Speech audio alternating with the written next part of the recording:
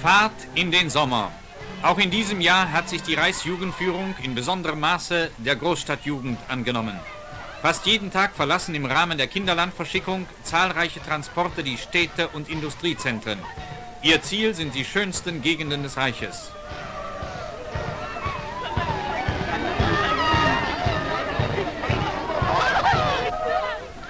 Für die Fahrt von Berlin an die Ostsee werden in diesem Jahr auch Dampfer eingesetzt.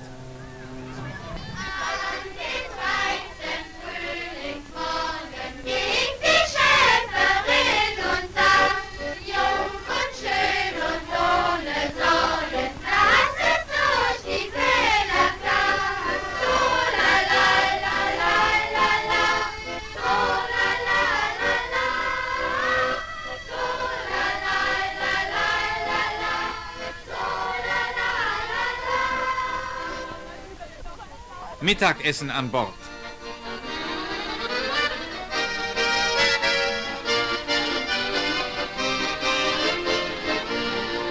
Kaum ein paar Stunden unterwegs und schon der erste Brief nach Hause.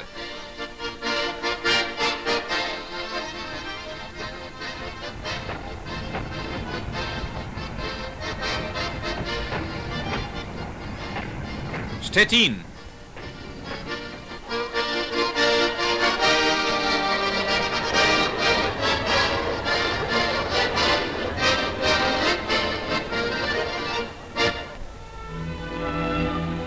Der Quartierwirt empfängt seine jungen Gäste.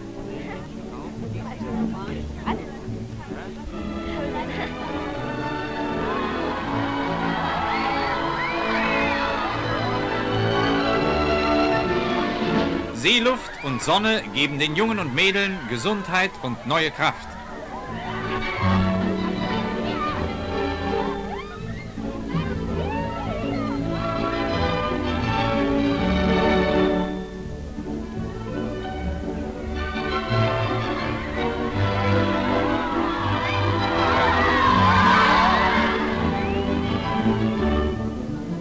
Konzert in einem Panzerkampfwagenwerk. In der Arbeitspause spielt das Orchester des Deutschen Opernhauses unter der Stabführung von Hans Schmidt-Isserstedt.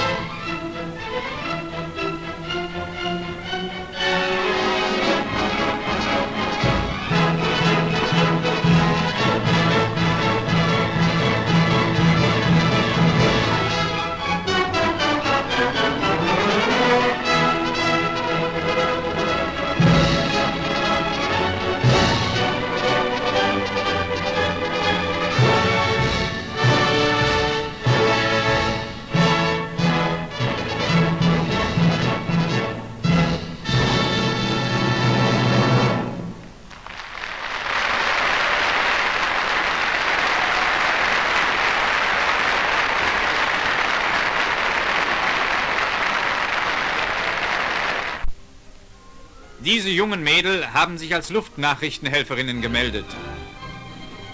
Begrüßung durch die Kameradschaftsführerin der Ausbildungsabteilung. Bei Sonnenschein wird im Garten gegessen.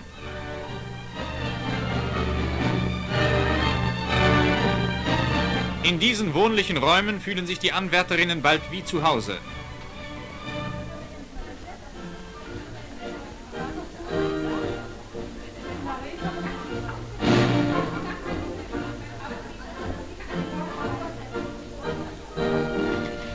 Der Unterricht beginnt mit Übungen am Fernschreiber.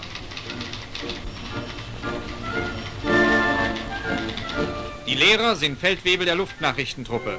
Im Funklehrraum. Morsesprüche müssen in immer kürzerer Zeit empfangen und übersetzt werden. Die Ausbildung im Fernsprechvermittlungsdienst leiten erfahrene Führerinnen. Nach dem Dienst drängt sich alles zum Postempfang.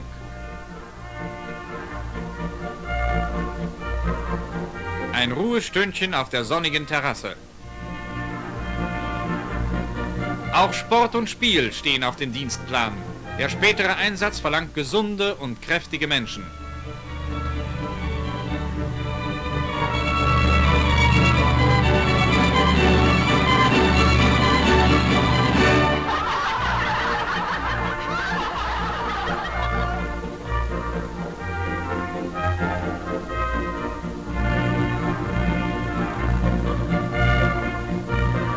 Wieder ist ein Lehrgang beendet. Der Abschied fällt schwer.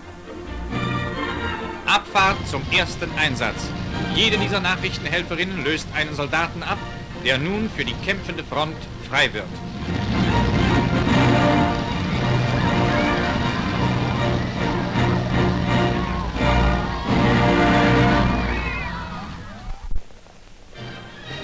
Die Großkundgebung in der Dortmunder Westfalenhalle. Schon Stunden vorher beginnt der Anmarsch der vielen Tausende, die hier in einer der am schwersten betroffenen Städte Westdeutschlands aufs Neue ihrem ungebrochenen Widerstandswillen gegen den britisch-amerikanischen Bombenterror Ausdruck geben wollen. Reichsminister Dr. Goebbels konnte sich auf seiner Fahrt durch die Luftkriegsgebiete im Westen des Reiches immer wieder von der harten und entschlossenen Haltung seiner rheinisch-westfälischen Landsleute überzeugen. Ob in Düsseldorf, Bochum oder Wuppertal, überall schlug Dr. Goebbels eine grenzenlose Heimattreue und unbeirrbare Siegeszuversicht entgegen. Die Bewohner der rheinisch-westfälischen Industriegebiete bilden heute einen Block der Willensstärke und inneren Standhaftigkeit.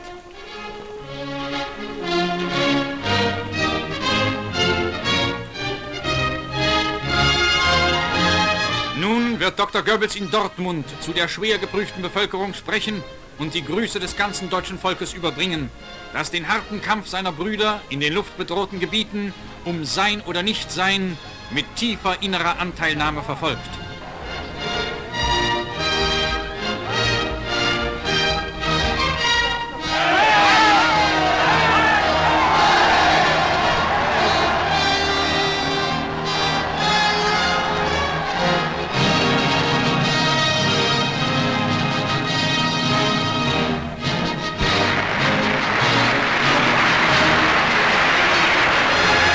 Dr. Goebbels sagte in seiner Rede unter anderem: Ich weiß, dass ihr hier einem schweren Terror ausgesetzt seid. Die Leiden, die euch durch den feindlichen Luftkrieg aufgezwungen werden, sind quälend und peinigend. Ich weiß darüber hinaus aber, dass, wenn wir unter diesem Terror versagten, der Feind uns einen Frieden auferlegen würde, dem gegenüber selbst die schwersten Lasten dieses Krieges noch als eine wahre Wohltat empfunden werden müssten.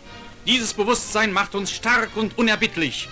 Ein 1918 wird uns nicht ein zweites Mal passieren.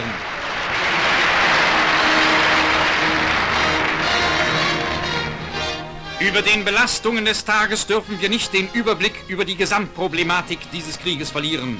In keinem Augenblick dieses gigantischen Kampfes dürfen wir vergessen, dass es um Sein oder Nichtsein unseres Volkes und damit jedes einzelnen Deutschen geht. Wenn man sein eigenes Volk aus tiefster Seele lieben will, dann muss man seine Feinde auch aus tiefster Seele hassen können.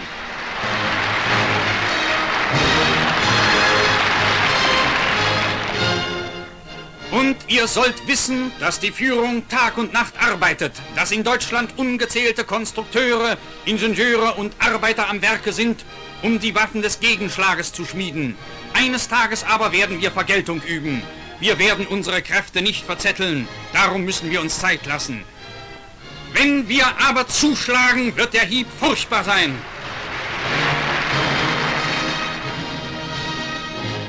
Ich bin der Überzeugung, in diesem Kriege, wieder in allen Kriegen, der siegen wird, der die stärksten Nerven, die meisten Faustbänder und die tapferste und die genialste Führung gewinnt. Das sind nicht unsere Feinde, das sind wir.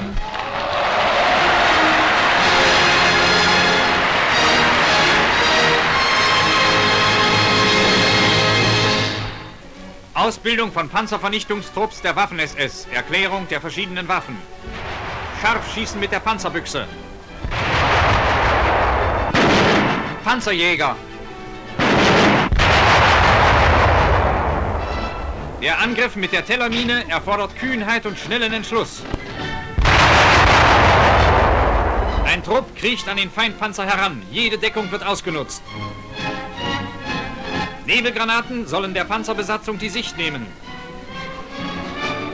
Jetzt springt der Kämpfer vor und bringt eine Haftladung an.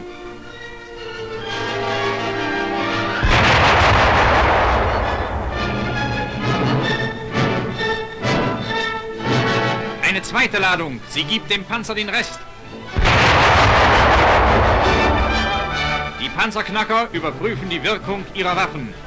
Die Panzernahbekämpfung verlangt besonders geübte und mutige Draufgänger.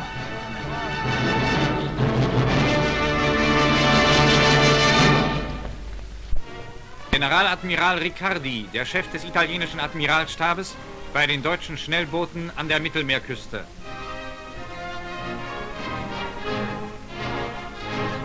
Der Generaladmiral überreicht bewährten Soldaten hohe italienische Auszeichnungen.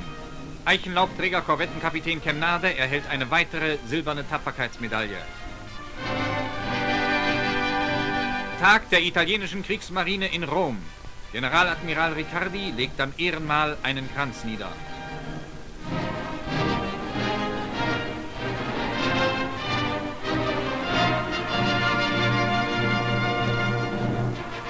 Vor Abordnungen der italienischen Kriegsmarine, der Luftwaffe und des Heeres dekoriert König und Kaiser Victor Emanuel besonders tapfere Offiziere und Mannschaften.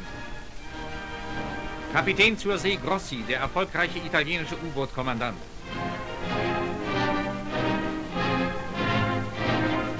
Fregattenkapitän Rechel wird mit der silbernen Tapferkeitsmedaille ausgezeichnet.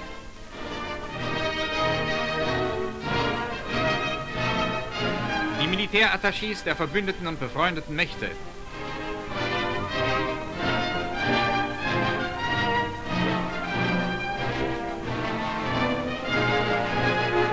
Die Angehörigen von Gefallenen empfangen die Auszeichnungen für die toten Helden.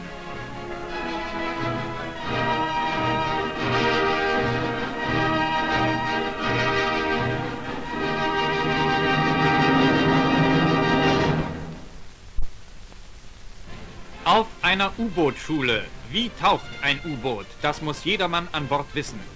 An einem gläsernen Modell wird der Tauchvorgang genau veranschaulicht.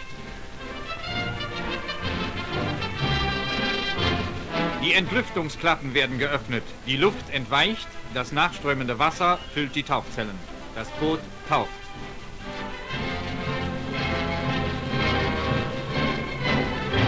Aus dem vorderen Trimtank wird das Wasser nach hinten gepumpt. Das Boot wird auf diese Weise waagerecht gelegt. Das Boot ist ausgewogen. Die Tauchtiefe während der Fahrt wird in der Hauptsache durch die Tiefenruder bestimmt.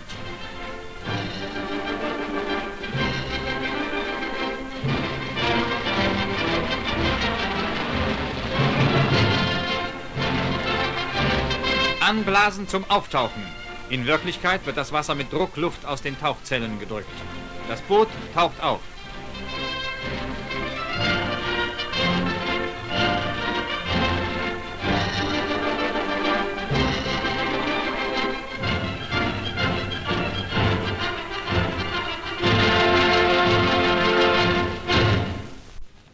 Nach monatelanger Grundschulung folgt die Frontausbildung.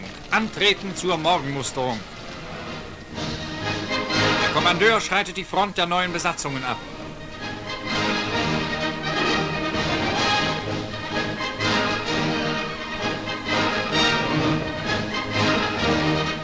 Die Kommandanten empfangen die Anweisungen für den Übungstag.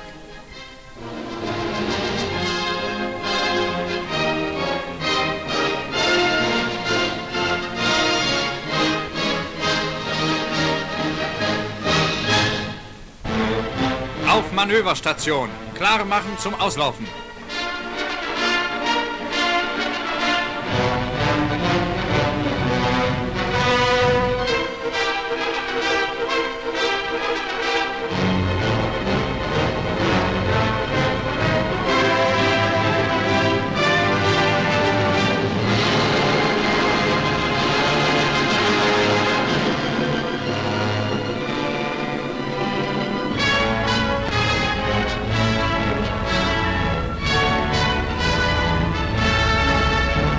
gemeinsamer Fahrt geht es ins Übungsgebiet.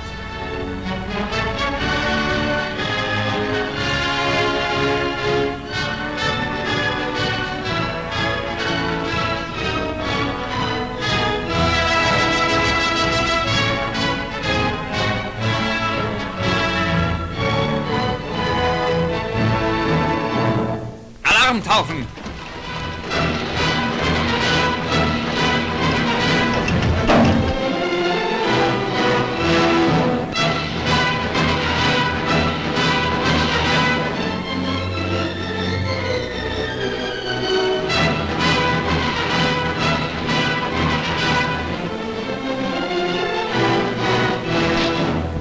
Hier die Tiefensteuerübungen.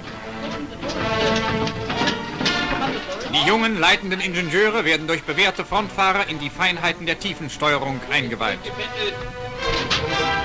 Der Kommandant am Seerohr. U-Jagdverbände brausen heran. Jetzt gibt es Wasserbomben.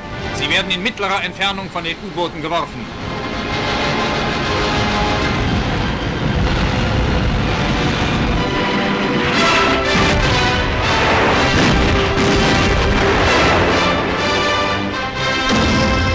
So werden die jungen U-Boot-Fahrer für ihren schweren Einsatz und für den zähen und erbitterten Kampf gegen feindliche Sicherungsstreitkräfte mit allen Mitteln hart gemacht.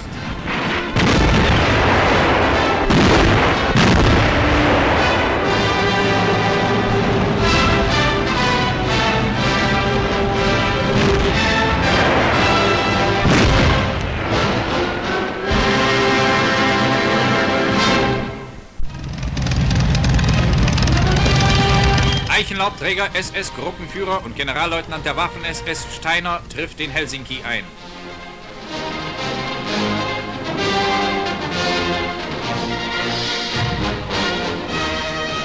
Das finnische Freiwilligenbataillon der Waffen-SS.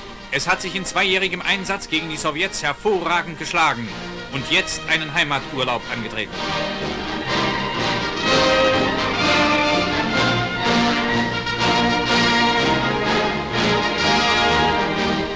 Generalleutnant Malmberg, der Kommandeur des finnischen Schutzkorps, übernimmt das Bataillon.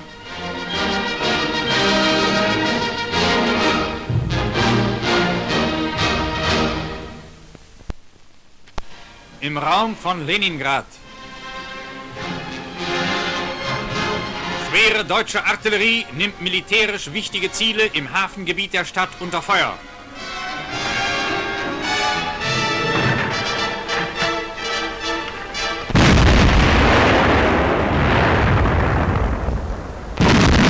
Von der Beobachtungsstelle aus wird das Feuer gelenkt. Schusskorrektur. Das war ein Treffer.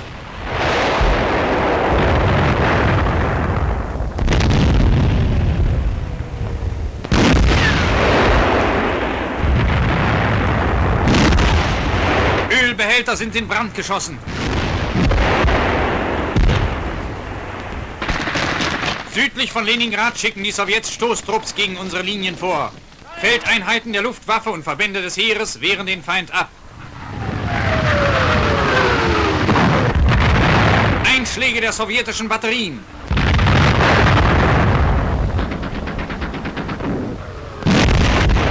Die deutsche Artillerie schießt Sperre.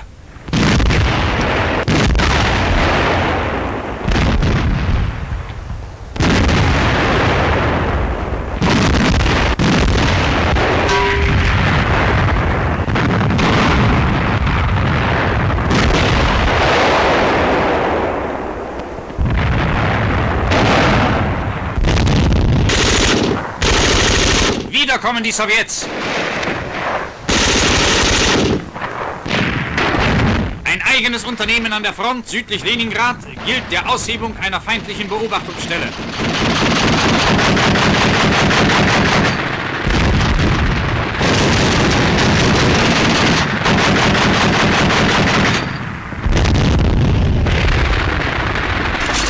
Eine Kampfgruppe setzt mit Sturmbooten über einen Fluss.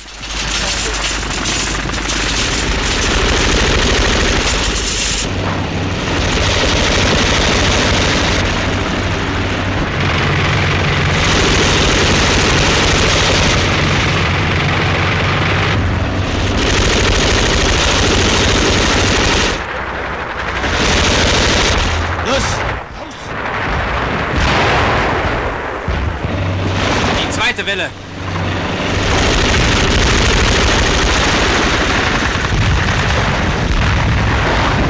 Die Beobachtungsstelle wird konzentrisch angegriffen und ausgeräuchert.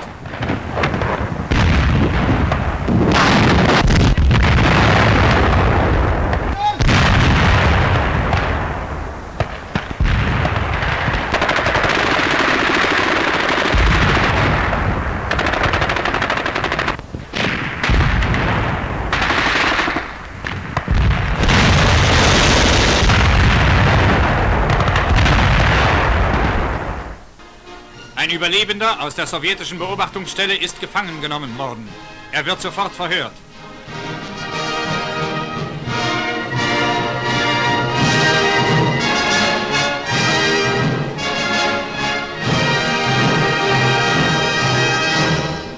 Am Kuban-Brückenkopf. Hier liegt zurzeit das Schwergewicht der Kämpfe im Osten. Eine Kompanie soll einen Schilfstreifen durchkämmen und eingesickerte Trupps der Sowjets vernichten. Die Kompanie bleibt durch Feldfernsprecher stets mit dem Bataillonsgefechtsstand verbunden.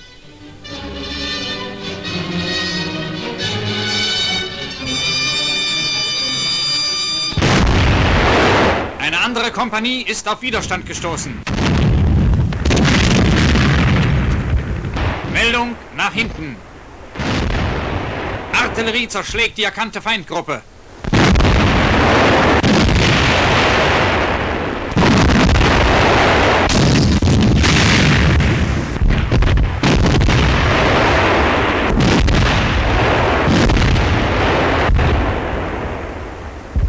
Auch Sowjetpanzer sind durchgebrochen. Sie werden in zähem Kampf vernichtet.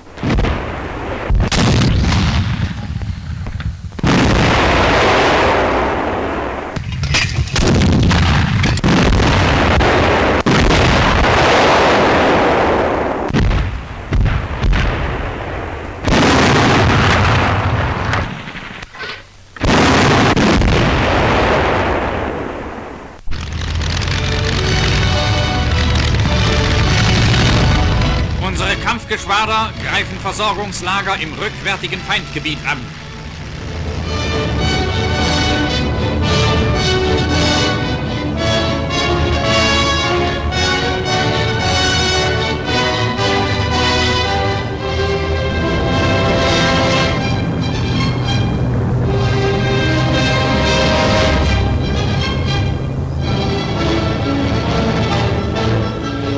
Dichter Bombenhagel trifft die Sowjets immer wieder mit schwerer Wirkung.